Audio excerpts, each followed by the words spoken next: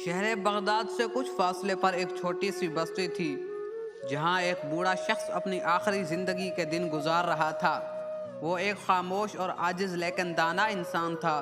اس کے 5 بیٹے تھے، ان میں سب سے بڑا یوسف تھا جو ایک زمیندار تھا۔ یوسف پورے دن کھیتوں میں محنت کرتا تھا، زمین کو سینچتا اور فصلوں کی دیکھ بھال کرتا تھا، لیکن والد کی خدمت کرتے ہوئے کبھی کبھار وہ اکتا جاتا اور دل ہی دل میں سوچتا کہ یہ ذمہ داری کب ختم ہوگی۔ شام کو یوسف تھکا ہارا کھیتوں سے لوٹتا تو اس کا بوڑھا باپ حکیم خاموشی سے بیٹے کی تھکن کو محسوس کرتا تھا۔ حکیم کے دل میں بیٹے کے لیے بے پناہ محبت تھی، لیکن وہ کچھ کہے بغیر فقط اپنی نظریں جھکا لیتا۔ کچھ عرصہ بعد حکیم اپنے بیٹے یوسف کے رویے میں تبدیلی محسوس کرنے لگا۔ وہ جانتا تھا کہ یوسف اپنی تھکن اور ذمہ داریوں کے بوجھ تلے دب چکا ہے، اور شاید اسے یہ محسوس ہونے لگا کہ بوڑھا باپ اب اس کے لیے ایک بوجھ بن گیا ہے۔ یوسف کا روٹھا رویہ اس کے والد کو پریشان کرنے لگا۔ وہ اپنی زندگی کے آخری ایام سکون سے گزارنا چاہتا تھا، لیکن یوسف کی بے رخی اسے غمگین کر دیا۔ کچھ عرصہ بعد حکیم نے یوسف کو قریب بلایا اور کہا، بیٹا مجھے معلوم ہے کہ تم پر بوجھ پڑ گیا ہے، فکر نہ کرو، میں زیادہ دن تمہارے ساتھ نہیں رہوں گا۔ 2-3 دن بعد میں دوسرے بیٹے کے پاس چلا جاؤں گا، تم اپنے کام اور زندگی پر دھیان دو، میرے لیے پریشان نہ ہونا۔ یوسف یہ سن کر کچھ دیر خاموش رہا۔ دل میں ندامت کی ہلکی سی لہر اٹھی، مگر اس کے لبوں پر کوئی سخت یا روکنے والے الفاظ نہ آئے کہ باپ کو کہہ دیتا کہ نہ جاؤ۔ کچھ دن گزرنے کے بعد بوڑھا حکیم یوسف کے گھر سے نکل کر دوسرے بیٹے فاروق کے پاس چلا گیا، جو ایک کامیاب تاجر تھا اور ایک مال اور دولت کی کمی نہ تھی جسے۔ بوڑھا باپ فاروق کے گھر رہنے لگا، لیکن فاروق کا رویہ بھی قابل افسوس تھا۔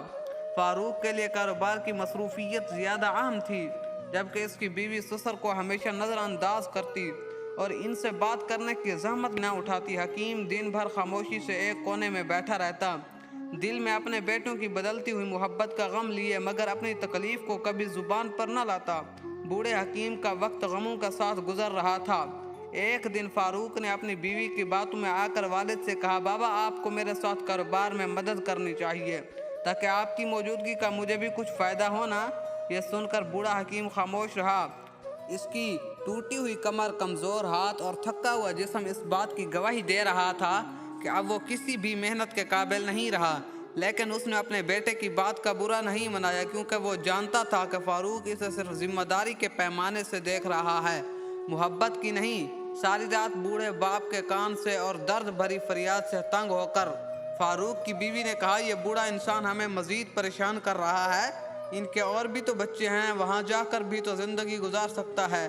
فاروق بھی ایک کم ظرف آدمی تھا، اس نے اپنے بوڑھے باپ سے کہا، بابا اگر آپ تنگ ہو تو کوئی بات نہیں، چاہے تو دوسرے بیٹے کے پاس چلے جائیں، وہاں آپ سکون سے رہیں گے، آپ کے علاج کے لیے میں پیسے بھی دیتا رہوں گا، فکر نہ کریں۔ ان الفاظ نے حکیم کی عزت نفس پر ایک اور زخم لگا دیا۔ فاروق نے محبت اور توجہ کی بجائے صرف ایک معقول اور ہلکی بات کی، جیسے بوڑھے والد کی موجودگی کا کوئی احساس نہ تھا، صرف ایک ذمہ داری کا بوجھ تھا، اٹھانا پڑا۔ بوڑھا حکیم فاروق کے ہاتھ سے نکل کر تیسرے بیٹے عثمان کے پاس چلا گیا۔ عثمان ایک محنتی کسان تھا اور اپنی زمینوں پر کام کرتا تھا۔ اس نے اپنے والد کا احترام کیا، لیکن اس کے پاس بھی زیادہ مصروفیت اور زیادہ وقت نہیں تھا۔ وہ دن پر کھیتوں میں مصروف رہتا اور شام کو گھر آ کر بیوی بچوں کے ساتھ وقت گزارتا۔ بوڑھے والد کی بیماری اور دل کی گہری اداسی پر اس کا دھیان کبھی نہیں گیا۔ عثمان جب صبح کام پر جاتا تو اس کی بیوی ہمیشہ اپنے بچوں کو سسر کے پاس بٹھا کر ان سے کھیلنے کو کہتی، اور بوڑھا حکیم جو بیماریوں اور کمزوری سے کانپ رہا تھا، یہ منظر دیکھ کر دل میں شدید غم کا شکار ہو جاتا۔ عثمان کے گھر میں والد کی حالت مزید خراب ہوتی گئی اور آخر کار وہ وہاں سے بھی چلا گیا، اور اس بار وہ آپ نے چھوٹے ہی بیٹے احمد کے پاس چلا گیا اور وہاں رہنے کا فیصلہ کیا۔ احمد جو کہ ایک دھوکے باز اور لالچی انسان تھا، اپنے والد کو استقبال کرنے کے لیے بہت خوش تھا۔ احمد کی خوشی محض لالچ کے باعث تھی، نہ کہ اپنے والد سے محبت کی۔ احمد نے اپنے والد کو عزت دی اور کہا، بابا آپ کو یہاں رہنے میں کوئی تکلیف نہیں ہوگی۔ وقت کے ساتھ ساتھ احمد کو پتہ چلا کہ بوڑھے باپ کے پاس تو کوئی مال شال تو نہیں ہے، دولت نہیں ہے، تو انہوں نے بھی باپ کو نظر انداز کرنا شروع کر دیا۔ احمد کی بیوی اپنے سسر کو ایک بوجھ سمجھ کر اس کی کوئی خدمت نہیں کی، بلکہ الٹا تکلیف دی۔ وہ ہمیشہ شکایت کرتی رہتی اور بوڑھے کو اپنے کاموں میں رکاوٹ سمجھتی، لیکن بیوی کی کیا قصور، جبکہ اپنے بیٹے تمامی کے تمامی روٹ چکے تھے۔ احمد بھی اپنے کاروباری امور میں اتنا مگن ہو گیا تھا کہ اس نے اپنی والد کی حالت پر کوئی دھیان نہیں دیا۔ اس دوران بوڑھے کی صحت اور جسمانی حالت تیزی سے بگڑنے لگی۔ آخرکار ایک دن احمد نے جواب دے دیا اور کہا، بابا تم یہاں نہیں رہ سکتے، میرے پاس اتنا وقت نہیں ہے کہ تمہیں ہر وقت دیکھوں، تمہیں کہیں اور جانا ہوگا۔ اس کے پردرد الفاظ بوڑھے حکیم نے دل برداشتہ ہو کر آخری بیٹے عبداللہ کے ہاں جانے کا فیصلہ کیا۔ عبداللہ حکیم کا سب سے چھوٹا اور کم عمر بیٹا تھا، جو ایک غریب اور محنتی شخص تھا۔ دہاڑی لگا کر جو پیسے کماتا، ان پیسوں سے وہ اپنے باپ کے لیے دوائیاں خریدتا اور اپنے گھر کا خرچ چلانے کی کوشش کرتا۔ اس کی بیوی بھی کافی ایماندار تھی، اپنے سسر کا دل سے خیال رکھتی تھی۔ وہ ان کی بیماری اور بڑھاپے کو سمجھتی تھی اور ہمیشہ ماں باپ کی طرح ان کی خدمت میں لگی رہتی تھی۔ بوڑھے حکیم نے جب عبداللہ اور اس کی بیوی کی محبت اور احترام دیکھا تو دل ہی دل میں خوش ہوا اور بہت دعائیں دینے لگا۔ وقت گزرتا گیا اور حکیم اپنے چھوٹے بیٹے کے گھر میں خوشی خوشی زندگی گزارنے لگا۔ اس کی زندگی میں سکون اور محبت واپس آئی اور وہ اس بات پر شکر گزار تھا کہ آخرکار اسے وہ عزت ملی جس کا وہ ہمیشہ سے حقدار تھا۔ بالآخر حکیم کی زندگی کے آخری ایام شروع ہو گئے اور وہ شدید بیمار پڑ گیا۔ عبداللہ اپنے باپ کی حالت دیکھ کر بے حد غمگین ہوتا اور اکثر رو پڑتا، کیونکہ وہ اپنے والد کو ایک بوجھ نہیں بلکہ حقیقی معنوں میں باپ کے رتبے سے دیکھتا تھا۔ اس کے دل میں والد کی عزت اور محبت کا سمندر تھا اور وہ ہر ممکن کوشش کرتا کہ اپنے والد کی خدمت میں کوئی کمی نہ رہ جائے۔ عبداللہ کے آنسوں اور اس کی فکر والد کی زندگی کے ان آخری دنوں میں اس کے لیے ایک تسلی اور سکون کا باعث بنے۔ حکیم نے عبداللہ کی محبت دیکھ کر اسے اپنے قریب بلایا اور باریک آواز میں کہا، بیٹے میرے آخری دن قریب ہیں، میری سانسیں اب گنتی کی رہ گئی ہیں، لیکن اللہ تعالیٰ تمہیں ہمیشہ خوش اور آباد رکھے، جس طرح تم نے میری خدمت کی اور میرا دل جیتا۔ عبداللہ نے غمگین لہجے میں جواب دیا، بابا اللہ نہ کرے کہ آپ ہمیں چھوڑ کر چلے جائیں، آپ کے بغیر ہم کیسے جی سکیں گے؟ حکیم نے مسکراتے ہوئے کہا، بیٹا یہ تو حق کا راستہ ہے، ہر شے کو فنا ہونا ہے، مجھے بھی اپنے خالق حقیقی کے پاس جانا ہوگا۔ عبداللہ نے غمگین لہجے میں کہا، بابا کیا آپ مجھ سے خوش ہیں؟ وہ خدمت نہیں کر سکا میں جس کے آپ حقدار تھے، میری بیوی بھی کم عقل ہے، لیکن اگر آپ کے دل میں کوئی گلہ شکوہ ہو تو ہمیں ضرور بتائیے اور اپنا غم ہلکا کیجیے۔ حکیم نے گہری سانس لے لی اور عبداللہ کو کہا، بیٹا آخری بات ہے جو میں تم سے کہنا چاہتا ہوں اور یہ ایک بڑی امانت ہے۔ میں نے اپنی زندگی میں تم پانچوں بیٹوں کا امتحان لیا، لیکن اس آزمائش میں صرف تم کامیاب ہوئے۔ بیٹا میرے مرنے کے بعد تم بغداد کے فلاں گلی میں جا کر جابر نام کے ایک نام بوڑھے شخص کے پاس جانا اور اسے میرا نام بتانا اور کہنا کہ حکیم وفات پا چکا اور وہ امانت جو میں نے اس کے پاس رکھی تھی وہ تمہیں دے دے۔ حکیم نے عبداللہ کے کندھے پر ہاتھ رکھا اور کہا، جو امانت دے گا وہ شخص تمہارے لیے ہے، اسے اپنے بیوی بچوں کی زندگی بہتر بنانے کے لیے استعمال کرنا، یہ میرا تمہارے لیے آخری تحفہ ہوگا، اور یاد رکھنا باقی بھائیوں کو کچھ بھی نہ دینا۔ اور بالآخر حکیم اس دنیا سے رخصت ہو گیا۔ حکیم کی وفات کا غم عبداللہ کے دل پر بجلی بن کر گرا، اس کی آنکھیں آنسوؤں سے بھری ہوئی تھیں اور دل میں ایک ہی بے پناہ خالی تھا، اور اس کی بیوی بھی شدت غم سے رونے لگی کیونکہ اس نے حکیم کی خدمت سے دل کی تھی اور ان کا احترام کیا تھا۔ عبداللہ خود پر قابو پاتے ہوئے اپنے بھائیوں کو خبر دی اور انہیں جنازے میں شرکت کی دعوت دی۔ سب بھائی جو کبھی اپنے والد کو بوجھ سمجھتے تھے اب جنازے میں شریک ہو گئے۔ عبداللہ جو ہمیشہ ایمانداری اور محبت کا پیک کر رہا تھا، بھائیوں سے کہا، بابا جان نے مجھے ایک امانت سونپی تھی، مجھے یقین ہے کہ وہ کوئی قیمتی خزانہ ہوگا، لیکن اس میں سب بھائیوں کا حق ہے، حالانکہ بابا نے اسے صرف میرے لیے وصیت کی تھی۔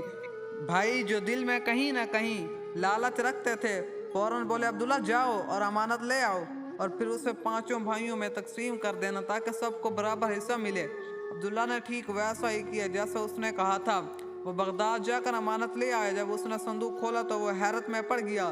صندوق میں بغداد کے مشہور بازار کے کئی قیمتی دکانوں کے کاغذات، جواہرات، اس کی ماں کے تھے اور بہت سی اشرفیاں موجود تھی۔ عبداللہ نے اپنی دیانتداری کا ثبوت دیتے ہوئے سب بھائیوں کو ان کا حق دیا اور خود اپنے حصے پر چلنے لگا، اور پھر باپ کے سائے کے علاوہ وہ زندگی گزارنے لگا۔ لیکن کچھ وقت ہی اپنی حقیقت دکھا دی کہ چند ماہ بعد بڑے بھائیوں میں سے ایک کاروبار میں بری طرح پھنس گیا۔ غیر ذمہ داری اور غلط فیصلوں کے باعث وہ قرض میں ڈوبتا چلا گیا۔ حالات اس قدر خراب ہو گئے تو اسے اپنا گھر تک بیچنا پڑا۔ دوسرا بھائی جو کبھی عیش و عشرت کی زندگی گزارنے کا عادی تھا، ایک دن چوری میں ملوث پایا گیا۔ قاضی نے اسے جیل بھیجنے کا حکم دیا اور اس کی زندگی کی ساری ساکھ تباہ ہو گئی۔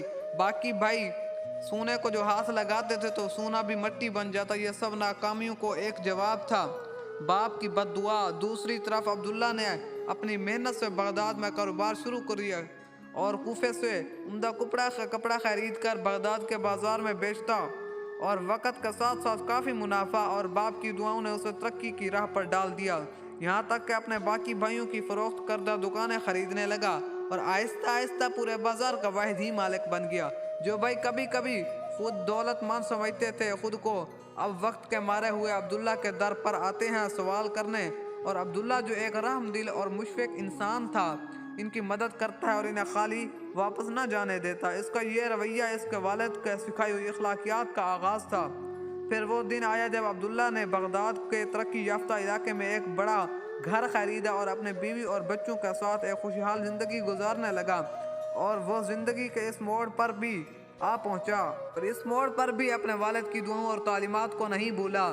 ایک دن وہ اپنے والد کی قبر پر فاتحہ پڑھنے گیا۔ قبر کے سامنے کھڑے ہو کر اس نے کہا، بابا آپ کی دعاؤں نے مجھے بغداد کا امیر بنا دیا، لیکن آپ کے سائے کی محرومی نے مجھے غمگین کر دیا۔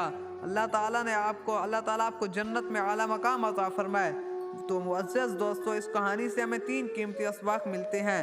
نمبر 1، والدین کی ذمہ داری ہے کہ وہ اپنے بچوں کی بہترین تربیت کریں تاکہ وہ بعد میں نہ صرف ان کا سہارا بنے بلکہ زندگی کی مشکلات کا سامنا بھی حکمت اور صبر سے کر سکے۔ نمبر 2، ایک بیٹے کے طور پر والدین کو کبھی بوجھ نہ سمجھے، کیونکہ وقت کا بھیا گھومتا ہے اور آپ خود اسی مقام پر ہو سکتے ہیں جہاں والدین آپ سے محبت اور توجہ کی امید کرتے تھے۔ اور نمبر 3، والدین کے ساتھ محبت، عزت اور اچھا رویہ اختیار کرنا نہ صرف آپ کے مستقبل کو روشن کرتا ہے بلکہ آخرت میں بھی بے شمار انعامات کا باعث بنتا ہے۔ والد چاہے جیسے بھی ہو، ان کی خدمت میں بیٹھنے کا فرض بنتا ہے، کیونکہ ان کی دعائیں ہی آپ کی زندگی کا سب سے بڑا سرمایہ ہے۔ مجھے امید ہے آپ نے اس کہانی سے بہت کچھ سیکھا ہوگا۔ اگر آپ کو یہ سبق آموز کہانی پسند آئی ہو اور آپ کو مزید پرانی اور نصیحت امیز کہانیاں سننا پسند ہے تو ہمارے اور آپ کے چینل عشق جامعہ آن لائن کو لازمی سبسکرائب کریں، ویڈیو کو لائک کریں اور اپنے دوستوں کے ساتھ ضرور شیئر کریں۔ اس واقعے کے بارے میں اپنی قیمتی رائے کا اظہار کمنٹ سیکشن میں جا کر ضرور لکھیے گا۔ آپ کی رائے ہمارے لیے بہت اہم ہے۔